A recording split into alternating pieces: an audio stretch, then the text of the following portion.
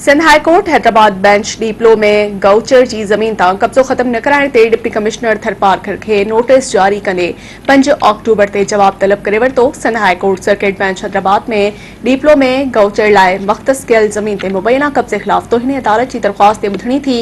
अदालत धुरनि जा दलील ॿुधण खां पोइ डिप्टी कमिश्नर थरपारकर खे नोटिस जारी कया ऐं 5 अक्टूबर ताईं जवाब जमा कराइण जो हुकुम ॾिनो।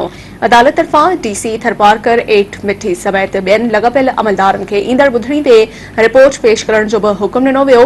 वाज़े रहे त अदालत डीसी थरपारकर खे डीपलो में गौचर जी ज़मीन तां कब्ज़ा ख़त्म कराइण लाइ हुकुम ॾिनो। कब्ज़ा ख़त्म न कराइण ख़िलाफ़ डीपलो सां तालुक़ रखंदड़ advocate Mohammad Arif Kalar Sindh high court circuit bench Hyderabad में तोहिने अदालत जी दरख़्वास्त दाख़िल कराई हुई।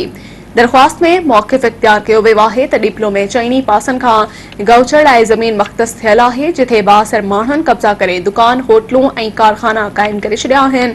अदालती हुकुम बावजूद डीसी थरपारकर कब्ज़ा ख़त्म कराइण लाइ क़दम नाहिन खंया।